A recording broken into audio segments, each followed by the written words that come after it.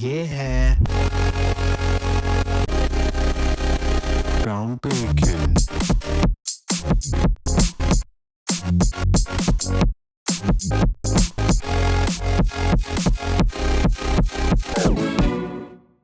Hi, Ekta. Welcome to the Ground Bacon. How's it going? Going good. Very hectic. Yeah, it's is it like a usual Saturday? What's your usual Saturday like? I mean, usually there was a time when I used to work on Saturdays, but now I've taken that entire decision to sort of not work on Saturdays. So this is an exciting Saturday for me. Yeah, really excited for the conversation. So to kick it off, tell us something about yourself. What are you been up to? What's your journey like? Okay. Okay. So basically, I am a graphic designer trained, and I've been working in the industry for the last about 12 years, you can say. And I've moved from agency to agency. So most of my life, the graphic design life has been in agencies. A lot of working on different kinds of projects, a lot of retail and healthcare and education and all that. Like about 5 years back, decided to take a sabbatical. And during the sabbatical, some clients reached out and they were like, can you do this for us or that for us? That was the beginning of everything design. And slowly we were like a team of 4. And then we moved into a small house with a small room and we were working out of there. Then the projects grew and all of that. Now I run this big agency. It's called Everything Design. And we had like 36 people. It's a mix of writers, designers, motion artists, you name it. It's all under one roof. Yeah. So that's what I do. That's a huge team, by the way. Yeah, I mean, it's sort of big, but at the same time, quite intimate, I would say.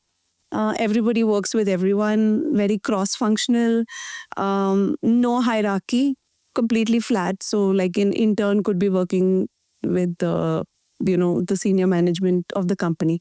So it's pretty flat in that way. So very exciting, evolving every day. Yeah. What's your role in the team? So I basically head design. I'm also a partner at the firm. I have a co-founder. And I look at everything on design front. Building the entire portfolio of the company is my mandate. I also have very strong heads of different departments. So I do have a head of tech and a head of video and a head of motion, all of that. The idea for me is to kind of set vision on projects and set the team up for success, mainly facilitate the whole thing. That's my main role. Yeah. And what kind of projects you guys are doing?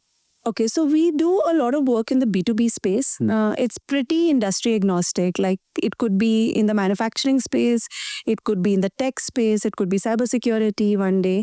So it's across B2B. It could be anything B2B. We also do some small amount of D2C work. That's only in small chunks. Every now and then when we find like a really exciting client to work with who wants to do something different, then we kind of take it up. Yeah, it's actually really interesting that a lot of our like conversation lately on the podcast is building for B2B, like branding for B2B. For the longest time, I think it was not very popular to have to make a B2B brand very interesting. What do you think have changed? How come people are suddenly open to communicate creatively and stuff? Yeah, so I think in like say 5 years back, B2B was B2B thought, or the B2B space thought that branding is not a must have, but a good to have. And that was the perception. And I think that's changed over the last 4 years because I think companies really need to communicate like their entire value prop very, very clearly out there. And even in the B2B market, the competition is like significantly increased. So the need for visibility is there. And I think that's why it's changed. And I mean, some leading companies have set the benchmark for it. And so I think it's evolved quite a bit. And there's a lot to do in the B2B space right now. Yeah. What's your framework like? I mean, how? I'm just actually very curious that how many of these founders or people on the top how are they reaching out to you? Like, do they consider this as a problem, or do you think that most of these companies are at a stage where they kind of reposition and stuff? Just curious to know. Yeah. So In terms of how they reach out to us, I mean, from the beginning stages, it's been quite organic. They found a company who actually specializes in B2B communication and branding. And so that's our niche. So they kind of reach out to us. But they usually reach out at some pivotal point or the other. Like either they could be pre-funding, where they're looking out for funds and they really need to package their product well enough. So that's when they reach out to us. Or sometimes it could be just like a merger happening between two companies, So that's when they reach out. So they usually pick that entire thing at a pivotal point. And I think that's when they really, really need the branding also. Because either they're going out into the market to pitch something new. And hence they need to package themselves in a certain way. Or they've been around and now they have a new value proposition or a new take on the entire thing. So that's when they reach out to us. So that's usually the case that I've seen. Yeah, and what about startups? Do they reach out to you as well? I mean, do you think how many of these folks are like considering building a brand from very first step, or do you think it doesn't matter? So I have a very strong opinion on this. I don't think at an MVP stage you really need hardcore branding. I don't think so, because you're still testing out your product. You still haven't got the product market fit just yet. So I think at that juncture, you need a very simple visual branding exercise. You don't really need the full-scale branding with strategy and all of that.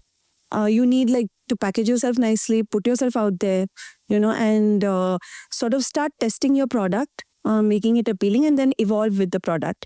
So, I mean, I would like encourage founders to have the packaging in place, but not like a full scale branding at the MVP stage.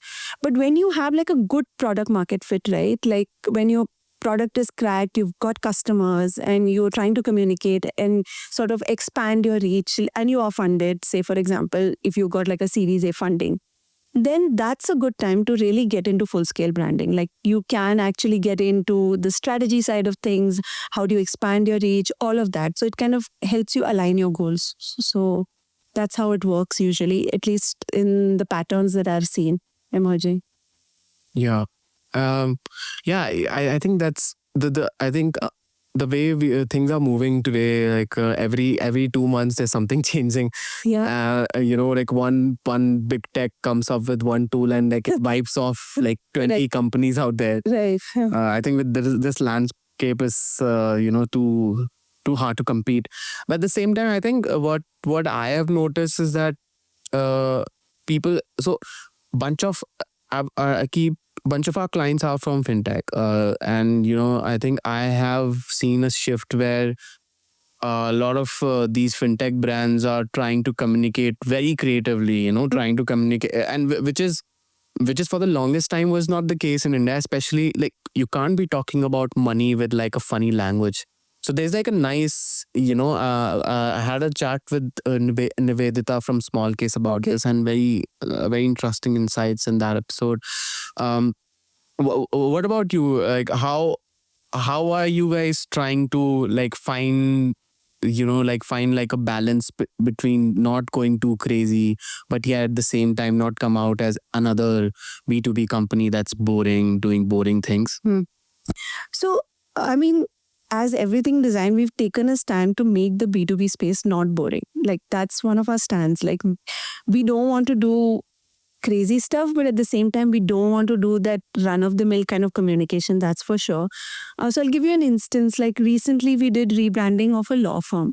Now that law space itself is very, sort of, you can say, very constrained. Like there's just too many do's and don'ts and and yet they were brave enough to they want to go out there and sort of show themselves as different, and it came at a pivotal point for them also. They were rapidly expanding and they needed to kind of pop out. So the palette that we showcased for them, or even the positioning statement that we did for them, was a little bit out there, not like something that crazily fits into the law space, but at the same time it kind of respected the norms of the entire space, because I think doing something crazy would not have worked for them, but at the same time playing it too safe would not have worked for them. So it's a very fine balance. Like you have to kind of draw that very fine line where you're sort of doing just the right amount of work to keep people engaged, but at the same time, you're not going crazy over it and you're not trying too hard to make an impression. That's not the case at all. So it's like you have to kind of balance it out. Does it include like a lot of convincing the founders? Of course, goes without saying. Because you need if you really want to do branding and do something significant, you really need the buy-in of the stakeholders. Like you really need them to believe that this will work for you and it's coming from a place where it will grow your business. So there is a lot of convincing required. Want to shed some light on like about the things that you talk to the clients, then you're trying to like do. I think that's actually a question that's very personal to me. I think it's always with each founder is something different, right? I mean, you need to understand how they behave to things, how much they are aware of good design. Correct. Like some process you follow or like any framework. Yeah, so we don't follow like it's a little bit tailor-made for each client. It's not like a application that we will apply across the entire thing. So one is we always start with the research and the background work, and that's a step like even on a sprint project we are not like willing to skip. Because I think that research kind of informs our design and, informs what we are supposed to do. So that's something that is in place. Now, how we do the research, those are moving parts. Like in some cases, we need to go into the qualitative research and, interview clients and customers and all of that. But in some cases, it's very, it's sprint. So you just go with benchmarking, things like that. So the research frameworks are kind of fluid, but overall in terms of having to do it is non-negotiable, like in the sense we have to do it. And whatever design decisions that we take, right, like in our case, it's never about the likes or the dislikes of what the client wants or what we want personally as a branding company. It's always informed by that research. It's like every decision we've taken is informed by some background work that we have taken. So whether it be the font or the color that we're using or the line or the verbal identity, it's informed by the reading that we did earlier.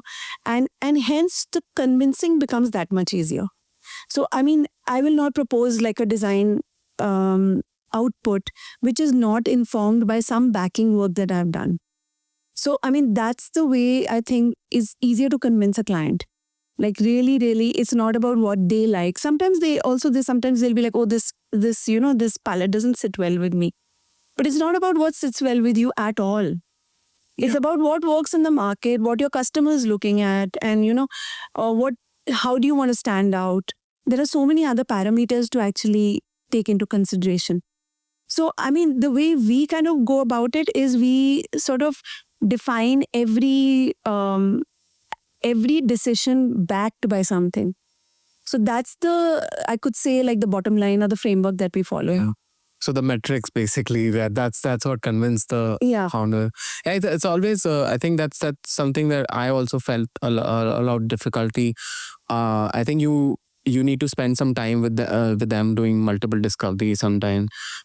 And I think a lot of times it's also like a client check as well. Sometimes maybe they are not the right fit for you. Oh yeah, that happens. Yeah. And so do you have like some kind of a parameters for you that okay, we won't work with such client? Is it like totally on behavioral basis or like what they're trying to communicate and stuff? Just curious to know. So one is the traditional way the agency system worked, right? It was always like you're a vendor and you are somebody who executes something that's told to them. So that's not the strategy that we follow at all.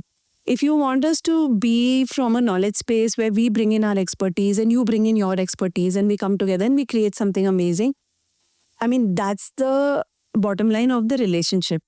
Right. So that's number one. The second part of it is in terms of pitches, for example, like a lot of clients do expect you to pitch. They're not convinced when they see your work and they're like, can you pitch it? In principle, we avoid pitches because, it's a short change of the work. You've not done the background work. You've not done the research. So anything you're pitching is a superficial solution. So that's something that we are not comfortable with. Like, unless it's like, the stakes are crazy, then okay, we can make the effort to pitch. But in principle, pitch doesn't make sense to us. Yeah. Because it's like you're shortchanging the work and you're showing something. It will not even reflect your capability, actually. So those are things that are, again, some things that we are not comfortable with. In terms of just vibe alignment, like, it's very evident in conversations, I think. Like, one is the way you are being addressed. If you are coming from a place of expertise and they respect that expertise, is very evident. So in that sense, you are playing at the terms of equals and not playing at the term of, just a service provider. So those are, I mean, very unsaid norms that are there. Yeah. It's very nuanced, but you can make out in conversation how it plays out, I mean, and usually if you in the gut, that if it in the beginning it says in the gut that this is not going to pan out as a good relationship, very much like dating, Yeah. then you'll be like, okay, I mean, this date didn't go well, so let's not go further from here. So it's pretty much the same. Yeah, most of the time your gut is true. But Yeah. You have to listen to your gut, especially onboarding someone, because as you said, like, it becomes like a toxic relationship otherwise, and nothing comes out of it. I think I would like to emphasize on pitching, Ekta. I think this is just something that I think is a problem in our industry. I think it's just something that people expect. So, like, the amount of people who reach out to me and, like, they say, hey, can you pitch, or like, Yeah. and they consider it like a prerequisite of sorts. Correct. Like, what do you think? Where are we moving with this attitude? What's the solution for this? Or it's gonna be like that? I mean, I think that they don't understand the profession. Like you would never go to a doctor and say, hey, give me some quick solution, and then we'll do the follow-up with a big thing, So it's the same analogy. Like, you go to an expert. You do your background research, whether you want to work with this expert or not. What are their clients saying? In other professions, it doesn't happen. Like, you never go to a lawyer and say, oh, give me only a half-baked solution or this thing. So then why in design, right? Like, Yeah. it's like, so I think it's become, and I think it's a little bit because of agencies also. Like, be given. In the need to find work, a lot of agencies will do a free pitch, right? And they're actually shortchanging themselves, and they are setting a very low industry standard. And it affects the other people who don't want to do it like that. So I think it's a little bit on how we stand as a profession also. I think at some point, like, you have to stand in alignment and say, hey, as a community, we won't pitch. Yeah. Then, yeah. I remember I put up a LinkedIn post, I think 2 years ago or like a year and a half ago, where I think I called all the agency founders out and I was like, why aren't we talking to each other? Why aren't we? Oh, that's such a... And I think that's where I had a chat with Major as well. And what do you think? What's wrong? Are we like very competitive, or are we like insecure from each other? What's actually going on? What do you think, according to you, is the right way of moving forward? I think one should collaborate. I mean, I strongly believe in the collaboration front of things, because I think different agencies bring different expertise to the table. It's like different people bring different expertise to the table. So different agencies bring different expertise to the table. If we work as a community, then there's so much more you can do, and the scale of the impact will be so much more. We are just limited by what each one of us, our expertise is, and we're kind of siloing ourselves, so we are not able to make a larger impact.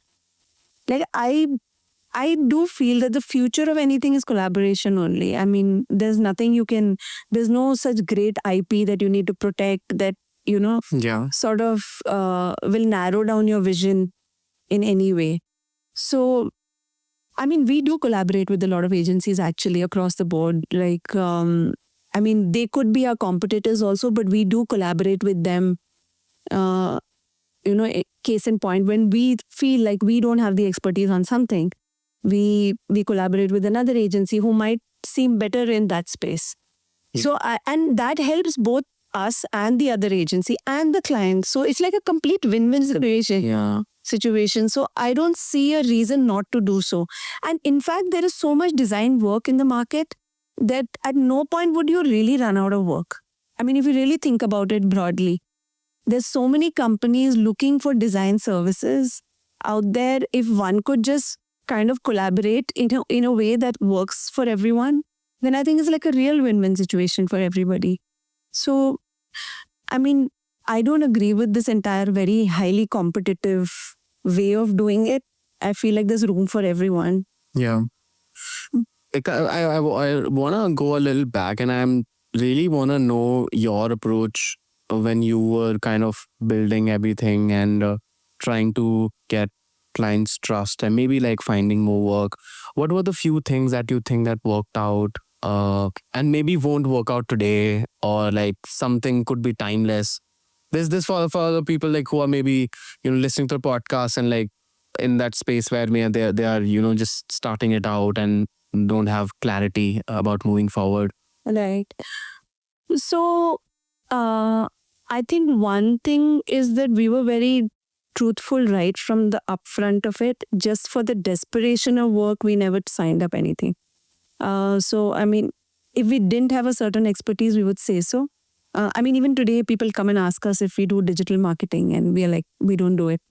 I mean, we don't have the expertise in-house to do it. So why commit to doing it, right? So the authenticity was there right from the beginning, and everybody who joined us, even the founding team and all of that, we are pretty much aligned in that thinking. The second part of it was like any work that we got, we were not trying to shortchange it in any way. Like we would give it like it's full, like all the attention it needs. So I think our very first B2B project, right, was during COVID time. And so since we were all working out of one space, we all got COVID together. It was ridiculous. The whole team was down and we had a deadline. And the client, so we had to be honest with the client. So we called up the client and we like, we all are down. We can't deliver this because we all have COVID. Yeah. And he was our first B2B client, surprisingly. And it was all through word of mouth that we got that client. And it was like a really important project for us. But what could we do? So he was like, hey, you know what? I agree with you. And thanks for being so honest, like about your COVID situation. But I also have a funding announcement coming up. So there's no way I can wait for you guys to all recover. So if there's anything you can do, if you can recommend something, you please go ahead and recommend to us because we really need this branding out there. So then we called up a couple of people, we called up collaborators, this, that, all of this were at it and somehow got it done. Yeah. But I think if we had not told the truth and we had like sort of tried to hide the situation, I think that would have really backfired on us. And this client has actually helped us grow in the B2B space. He's recommended us to other people. So much word of mouth has happened thanks to him. So I think that whole idea of being authentic about where you stand in terms of your skills or your expertise, what you can deliver, timelines, all of that matters. And I think that is something that really works. People can see through it most times. Like if you're shortchanging, people can see through it. I mean, they may not say it, but they will see through it eventually. Yeah. By and by. Yeah, they've been doing it. Yeah. I mean, most of these folks have been doing business for a long time. Yeah. They can see it coming from far. Yeah. And the other part of it was that in the beginning, word of mouth worked for us a lot. Like a lot. Because, I mean, it was a small team. And one client would recommend you to another client, will recommend you to another client. But now, if I see today, at this stage, it's not going to be enough. Like the way where we are standing with a large team, it's very important for us to actively seek clients as well. So the whole strategy of bringing in new business has changed. It was much easier earlier because it was all word of mouth. We'll run from one project to another project, maybe 3 projects or 4 projects running simultaneously. And now we have like a 36 people team and everybody needs to be engaged. So the whole, we need like proper sales and, creating a sales pipeline and sort of bringing all that. So at different stages of the business, different things work. I mean, I don't know what's next, but right now we are running with this. So Yeah. And what I've noticed and faced being in this space, is that people come to you with like some crazy challenges, right? Yeah. A lot of these folks, like these clients, they have a design team in house, Yeah. but they come up with a lot of expectation and something that can't be solved within their team. And so that needs like very high level craft and very high fidelity work. In our case, I mean, you always try to upskill. Like nobody talks about that, but even as an agency, I think you constantly have to do R&Ds. Tell us a bit about like your R&D. I think I keep seeing stuff on LinkedIn, a lot of experiments, a lot of. Right. I remember that video that you all have posted that had each of your teammate, All hands on deck. yeah, something. Yeah, it was. It's like each person. Yeah, yeah. person's So tell us about that. How are you trying to, upskill inside team and like putting the best work forward? So, I mean, as much as designers are mavericks and slightly disorganized, we are trying to put some systems into place for our team at least. So we have like regular upskilling sessions that happen. It's run by the team. It's not like top management is running it or even I'm personally involved in it. Not at all. The team decides what they want to upskill on, and then they block time and they kind of work on that upskilling. A little bit of it is also on the AI front, where we're trying to integrate it into our workflows and seeing how we can prototype faster and do illustrative work and like really crafted work, but using AI help, to sort of bring that up alive. So also that because the team is so diverse, different people have different challenges, right? So they all find different solutions, and then there's a sharing mechanism that we have. Like so every Thursday we do like an entire share with the team, and they will kind of share each other's learning, and it's from top to bottom all together. On like a higher level, like me and the core team is also trying to upskill every day in terms of what new we can bring to the table, as well as like the junior designers bringing in tools and plugins and things like that they want to integrate into their system. A lot of cross learning that way. So, but it needs to become like a ritual. I mean, earlier we were doing it organically, where we would just expect people to sort of learn on their own, upskill. So there are people who have high drive, like they would really vigorously, actively look for it. And then there are people who have low drive, who would like want to just finish their work and sort of pack up. So we started ritualizing it. Like, okay, every Thursday we're going to meet up and we're going to discuss this. Yeah. Saturday, half days we work, but not on client projects. Like stuff like that, where it becomes like a blocked in time, which, you spend on just that one subject or. So I think that ritualizing within the team really helps. You have to make some non-negotiables for sure in order to do that. Yeah, I agree with that. I think that's the right approach. Otherwise, you become obsolete moving forward. I think that's the ways things are moving. And I think this conversation will be incomplete if we won't talk about AI. Oh yeah. How much it is affecting the business side and like even internally, client-wise. I think people have less design / marketing budgets. Like, tell us about that. Like, what kind of change that you've been seeing? So, it's not affected our business as of yet. Not hugely. It's definitely affected our workflows, which has actually been better for us because it has helped us speed in some stuff and helped us like prototype very quickly. The kind of clients that as a company where we are also headed, we want to do more strategy work. Like we want to move into brand strategy completely and sort of move into the thought space as opposed to the execution space. So I think it's in our benefit actually, the AI integration. And the more we move into like the thought space and less into the execution space, then I think we're in a better place because we'll be able to execute very seamlessly, very quick. It's the thought piece that will matter and people will pay for that. So I feel like it's not affected us just yet. At least I don't see an impact just yet. Maybe a couple of years down the line, maybe we'll see like a much larger impact when, so I feel like now execution, if we bank too much on execution of anything, it will be passé. Like, I mean, skill sets, softwares, all will become too easy, too intuitive. So then how do you differentiate yourself, right? Like, if everybody has the same skill sets, the same intuitive tools, then how would you set yourself apart? So the only way to do it is to play in the strategy space. So, and he set the momentum for it. So I feel like right now it's not affected us. And if we move in the direction of strategy, then I don't think it will impact the agency business.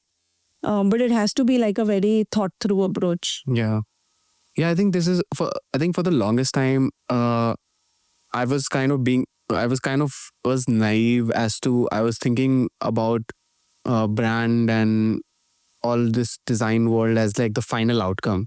But it's like where it should come from, like building a really strong foundation. How much, and I think it's even a lot of technical founders would only understand the strategy part and the metrics, right? What how are you navigating this strategy space? Because a lot of times you have data, you have Correct. references, you have competitors, Right. but at the same time it's the creative choices and like the emotional insights that you add to it. Correct.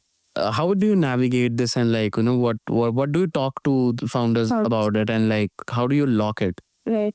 So, I mean, the diversity of the clients that we have, right? Like, one client could be like in the VC space, one client could be in the cybersecurity space, two very, very different spaces, right? So, one thing that we do, I mean, as a team that we do is like I said, we are very research oriented. So, we will spend a lot of time understanding that space.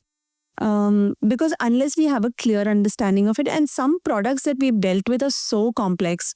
So, and to deep dive into that product and really understand it takes us a good like a month, just doing product demos, going through material, just studying what that product is, what his value is bringing, where does it stand, all of that.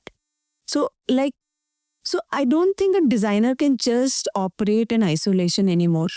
They got to understand the business side of things. They got to understand the product that they're dealing with.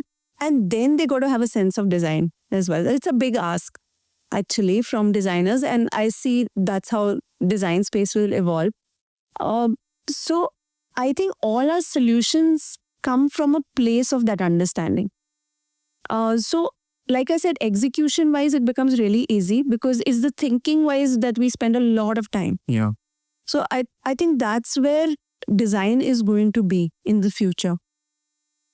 If you don't understand the business model of the company that you're working with or the product that you're working with, exact workings of the product, you're not going to be able to design for it. And you're definitely not going to be able to communicate about it. So, I mean, so we come from that space. And more our endeavor is to make designers like facilitators, where they are actually able to speak to a client. So my entire team, in fact, from the junior most level, will present to clients. It's not like I need to be there for every presentation, or even my co-founder Major needs to be there for every presentation. The team is capable of understanding the product, understanding the business model, and kind of presenting to them, to clients. So they can have like a one-on-one conversation with the client and really, propose solutions to them. Yeah. And then, kind of we work hand in hand with the client to build the brand, as opposed to just being like the outsiders in this whole game. So I think that is become a part of the mandate. Like from the junior most level, we encourage people to actually go out there, explain their thoughts and ideas, explain their solutions. It has to be part of the induction of the team itself. I think that's so amazing to hear. I think a lot of people need to hear this, like that you need to uplift your creator, uplift your designers. Yeah. Because I think your design that is backed by research and business perspective, it just what comes out of it is just magical. Right. Right. And it's not just that, but also in order to be relevant in the future, I think designers need to communicate business as well. And since like these two fields are kind of, the lines are really blurry between these, because the creation and AI has uplifted everyone to come up with information and stuff like that. really exciting. I'm sure you've been doing. I think you mentioned earlier that you guys do a lot of rebrand as well. I find it to be a challenging It's very, task, yeah. right? What do you think? And is that a lot of times that happens that okay, someone's coming to you for maybe a website revamp, and you suggest them a rebranding or something. Does that happen? Yeah, Or people, does. because I think what I've noticed is a pattern where people don't understand that they need to reposition, rebrand, right? How do you folks like navigate this, and like what's your process for the rebrand, and how do you convince like the founders to reposition themselves? Right. So it does happen that a lot of the upselling does happen if somebody is coming to us for a website project and suddenly they realize that the brand is not in place. And so when we ask somebody, okay, can you show us your brand book, or can you show us your positioning or your values or your entire brand manifesto, basically, a lot of them may not have it. So like, okay, we can build you a website, but what will it do for you? Like, finally, what is the problem you're trying to solve? So like a lot of times when we meet clients or question them, right, it's all about like, what is the problem? Like, what is the problem that you're currently facing from a brand perspective and from a business perspective that you want to solve? And then based on that, we will give you solutions. Sometimes you may not need an entire website, right? You might need just a video. So, so the idea is to solve the problem from a place where it makes sense and not just, again, be a service provider. Like, okay, I can build your website for you. Like, why? Yeah. Like, do you really need it? Or what do you need actually to get there? So a lot of times it's like that. There have been instances where we have changed names of companies because it didn't fit into their what their vision was. Yeah. Tell us about that. Yeah, so that there's currently a company that we're working with, which is in the UAE market. It's a cybersecurity firm. So they used to be in the distribution business of cybersecurity tools, basically. And now, because their understanding of tools is so great, they became like the recommender or the strategist behind what tool works for you. So like service providers. So they started doing managed services. And the name that they had was very aligned to the distribution of the tools, but not at all aligned to being a service provider. So when they came to us for a website, and they were like, can we have a new website, please? And we were like, but you want to do this, and this name doesn't fit into your entire piece of things. Like you're not going to be able to run with it. So then the whole project scope crazily changed. And of course, the founder was open-minded enough to actually want to do this. Yeah. So it came from a place where he was like, hey, that makes sense. And I agree that we are changing our business model. So then we can't run with this name. So then the entire naming exercise started. And so the whole scope of the project changed. Our engagement changed because we were like now deep dive into understanding what they do and why they want to change, and all of that happened. So I think if you come from a place where you're trying to solve their problem, then you can even recommend things that may not be on the top of their heads. Because honestly, they know their business better, but do they know branding better, or do they know marketing better? Or that's where you come in as an expert and you give the right advice. Sometimes the scope can increase, sometimes the scope can decrease also. There are times when we've told somebody like, hey, you don't need this entire change. It's working for you. So why do you want to go for it? Yeah. So you have to come from an advisory space, basically. Yeah. I think, and when you say stuff like that, it builds trust. I think they trust you more. Okay, these guys are not just trying to make some money out of the business, and they come back to you with something else. Correct.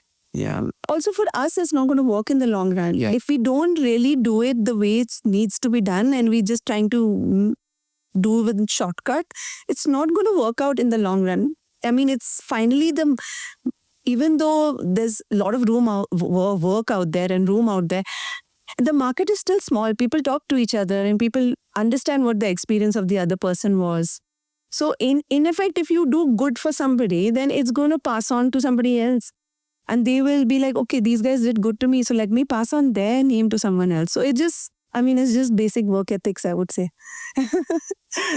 How do you decide like the timelines? Because I think not a lot of people understand that branding can take months. Yeah. And maybe same with the website. A website can take 6 months, even a year. And but at the same time, they are in a space where they want things fast. Like, how are you kind of finding a balance between these two mindsets? So I think everybody wants everything yesterday. Like, if you ask somebody, they'll be negotiating on that little, like 1 week, 2 weeks and all of that. I understand it when it comes to, say, things like you have an event coming up, so you need something to be out there. Like it's time bound in that sense. But like this rebranding exercise that we did for the law firm, it took us 9 months. It was like a crazy experience. Why 9 months? Because there was a lot of deliberation on name change. There was a lot of deliberation on the equity that they already held in the market, whether they want to take this step or not. So there were a lot of doubts in their head, and we kind of worked along with them. And the surprising part was that they were willing to pay for that experience of working along with them. They needed that advisory service. So, it's different clients at different points in time, but a typical good branding exercise takes anything between 8 to 12 weeks. That would give you like enough time, but it will not be like a crazy timeline which will drain you out. Yeah. So it's a good period of time. A sprint you can do at the most to 4 to 6 weeks. Like you can't do a sprint tighter than that, because then you'll drop research, you drop all the other processes that you have and give a shoddy product, which you don't want to do. So like it takes that much time. You can't help it. Yeah. And mostly people start thinking about branding when they have something upcoming. Like they'll have like one event coming up, so they'll be like, oh my God, my brand is not in place. Yeah. Let me get something out there. So now we've managed to negotiate those spaces. Like we give somebody, okay, you have an event coming up, we'll give you something that runs for the event, but sorry, that's not your branding. Yeah. For a lot of people, people think that branding is a one-time thing, but it's actually a forever thing. Right? It's living brand, basically. And and I think in order to make a brand very responsive and scalable, that's a task in itself. Yeah. That not a lot of founders Correct. think of, right? At least, I've seen a number of people who don't consider, understand the value of scalable brand. Right. I think once you have like a strong foundation, you build it a little scalable. Even if you involve 4 agencies, it can work in harmony. Correct. Right. So I wanted to talk to you about niching down. I noticed that you have like another company with that does only motion graphics. Yeah. I think one, correct me if I'm wrong, the other one is like works with only websites and stuff. Right. What was your idea behind this? Why did you try to like have different brands? And also maybe after this you can tell us a bit about the name. Oh yeah. Right. Yeah. So one is on the niching down bit. It was a sort of, you can say, like a business decision, because each one, like if you see motion graphics or you see website, the Webflow part of it, or you see the strategy and the design part of it, each one is a cost center of its own, right? So in effect, sometimes each one of those can run their independent projects as well. So the advantage of coming to someone like us, Everything Design, is that we have everything under one roof. So you can start with strategy, do your design piece, do motion graphics, do your website, go live with it, create content, communication. We will do it all. So that's the end-to-end side of things. The other side of thing is that each one of them is a specialist. So the motion graphic, they do some projects which are just pure motion graphic projects, like just an explainer video for somebody who has a very specific ask, and that way each piece is profitable on its own as well. Their growth is not limited by the design growth. design growth is not limited by the motion graphic growth. So it was a purely like a business decision. And also in terms of ownership, right? Like, so we are one big team which works really cohesively. We sit out of one space. We are primarily offline. We have only 2-3 people who are online. Everybody else is offline. We work out of our workspace. So everybody is feeding into each other's work. That's how we work. And our people spend like good amount of time there, like a significant number of hours. Like the younger folks don't want to leave. So sometimes I have to ask them to leave, like, please go home. Wow. That sounds fun. Yeah. So I mean, they're having a blast while they're doing the work. And cross learning is immense because of that. But at the same time, each team has ownership of their own thing. So like when the motion team does something, they're really proud of it. Like they will circulate it within the team. The design team will learn something out of it. So in terms of learning also, it's exponential. In terms of the business model of it, it's exponential. But in terms of just the learning, cross learning is exponential as well. So yeah, so I mean, the reason was that. And what about the name? The name. So the name is actually the brainchild of something that Mejo already had in his bucket of things. So it was called, so we are called Everything Design, but earlier we were calling Design Everything. So we used to run this small website called Design Everything. And we had a mentor in between who was trying to help us come up with names and change and this and that and all, lots of stuff. For your agency or not to support the clients? No, for our agency. So I mean, in the beginning of the business, because at least I don't come from a business background. Like I come from a design background, pure design. And in design colleges is so sad. Nobody teaches you business. Like it's just the sad story of things. Yeah. They don't teach you to think like a business person. Like you have to learn it on the go. So we had a mentor on board. Primarily the mentor was working quite a lot with me because I really needed to get the hang of it. And Major, because he comes from an MBA and, sort of background. So he had a kind of business sense. But even then, in terms of scale, we were not imagining like actually we thought our threshold was 15 people. And certain amount of billing, and that's good enough. That's what we thought. Never thought that the agency would scale any bigger than that, right? And in fact, that was quite okay for us to live and live our lives the way we were living, and whatever it takes to get there. Then we had this mentor, and he's worked on a very large scale, and he's like worked in big companies, and he's been a consultant. So he was giving us some inputs and insights into what we should be doing. And he's the one who recommended, like, please, let's change the name. So we tried so many permutations, combinations. Yeah. So then we just flipped it. We just like, be done with it. And yeah, very beautiful. And a lot of people, I mean, even though it's like common words like everything and design, like a lot of people find it very quirky. And now the everything has become a trippy thing to do. So it's like everything motion, everything, strategy. So it's just fun. Yeah, it's fun. And the room to grow the everything to everything is also there. What I can hear, what I can understand from our conversation, Ekta, is that y'all have built like a really nice culture where ideas are thriving, people are staying up late. What are the things that you're doing right, you think? So I think that so this is quite different from the way I've worked in agencies. It's very creative, director, head driven agency. So a lot of agencies thrive on that one creative director who's like this super cool person, and he's and ideas are theirs, and like everyone wants to work with them and all.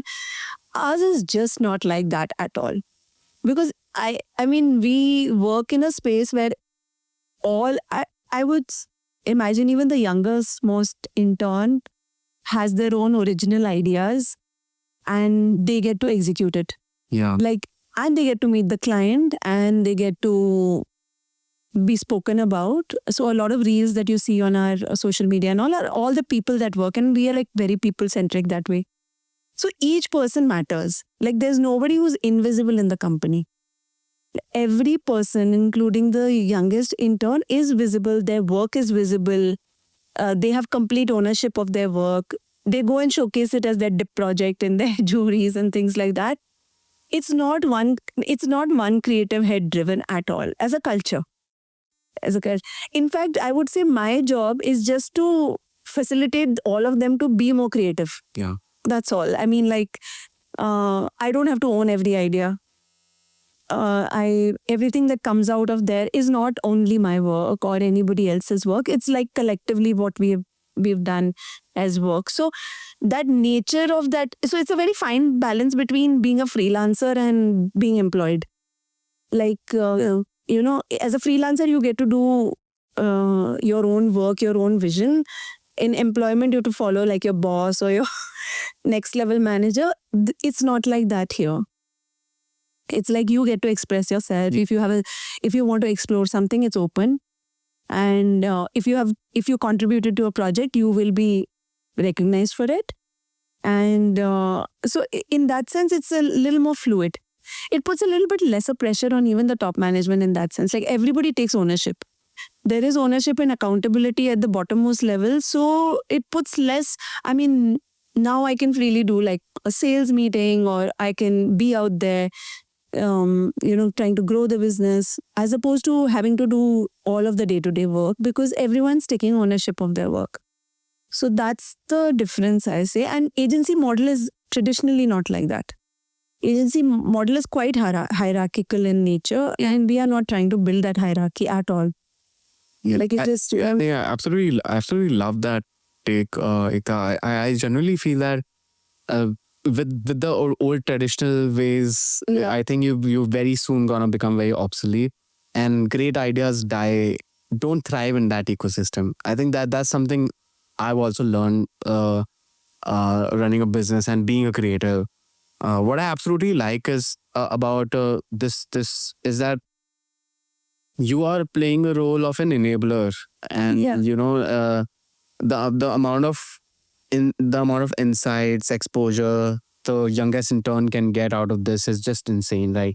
And they want to stay there and do more, because they can instantly see the result of their work, right? Which is kind of rare, because a lot of times in older traditional agencies, it's like everyone's just confused about what they did. There's no right kind of a feedback loop. Very, very interesting. So Ekta, I really want to ask you about it's majorly for people who are trying to build something. What would be your advice, or if someone wants to build a brand and they've found, let's say they've found like a PMF, and they're trying to scale and they're trying to move forward, what should be the right map they should take? Like how is it, like, should they focus on building like a content funnel, or what? Like just want to know from your experience. I mean, the way we work, and I think that's worked as a model for brands that we have seen. One is to first get alignment on all stakeholder levels right up front. So that's the strategy side of things, where you kind of figure out where you want to be, what is the perception you want the market to have, and where do you currently stand, and how do you bridge that gap. So in the beginning, I think that alignment from top management, internal team, working with your brand agency is very important, right? To set even a goal, because a lot of time people don't even know the goal, right? Yeah. Like they don't know where they're headed. So, so that's first and foremost, to set that path.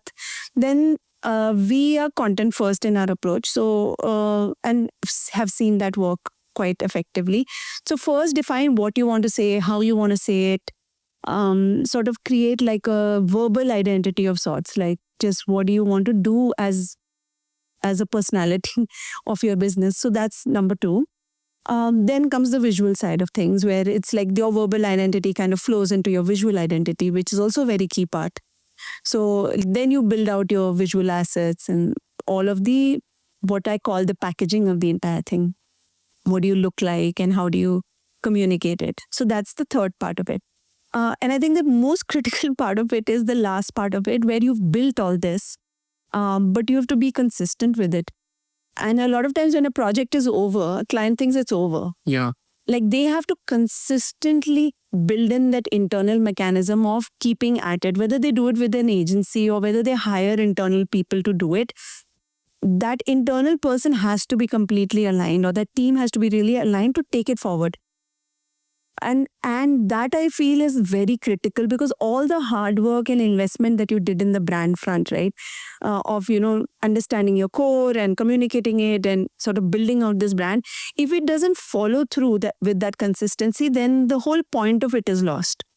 So I mean, the toughest challenge we face is there actually, because either the client needs to have an internal team which embodies the entire brand and then takes it forward and run with it, like really run with it, or they need to work with an external agency where they, the agency understands the brand and, they've kind of built it. And now they are kind of expanding the reach of it. So the brand marketing part of it is also very, very critical to take it through. So this is the life cycle that I see. To set it into momentum usually takes like 6 months at least. The first part of it is setting the whole base into place, which is like about 3 months, 3.5 months. And then the rest of it is like the, testing it out and iterating it. So this is what I would recommend anybody who's trying to build a brand, because it's not good enough to do a branding exercise with just an agency and then you drop it there. And then later you can turn around and say that, oh, the ROI on the branding was not great, but did you take it through? Like, did you? Or did you not? Or like, how did you take it through also? So those are things that I feel like needs to be kept in mind when you're doing It's a commitment basically. Yep. And you have to carry that commitment through and through. And you kind of got to align your entire team to that commitment as well. So it's a tough exercise. It's a hard ball. Yeah. Very well said. Absolutely love it. So that takes us to the end of our conversation, Ekta. What's the future like? Where are you heading? What are your goals? What are you trying to do moving forward? Very tricky question. So, I mean, I'll tell you where the evolution happened and now where do I see it. So the evolution part of it is, earlier we were working with, I would say working with anybody who came to us with any kind of requirement which had design as the baseline. Like whether you need something which is, even like communication, like marketing communication, like your entire, what do you say, like a brochure or whatever. So the piecemeal kind of work. And more, I don't see us staying in that space anymore. I see us being in that end-to-end space where we do the entire brand building, which could in fact extend into building brands with internal stakeholders in a company and external stakeholders in a company. So like even to the point of employer branding or things like that, where we actually want to make the last mile impact as well. And that's where I see myself. And this is agnostic to any kind of medium. So it could be in video, website, any form of communication, basically. It's agnostic to that. It's what works for the brand. So more and more I see our model as Everything Design evolving into like this partnership model where we build the brand, we set the guidelines, we make the run for it, and then we help you take it through. At least until you have like a good, really good internal team who can take it up from there. So that's how I see the business evolving and slowly dropping the piecemeal kind of approach and using those moving parts to actually build something bigger. So that's how I see it. Yeah. Absolutely love the clarity, Ekta. Thanks again for hopping on the podcast. I hope to see you soon again. Cool. Thank you. Really enjoyed it.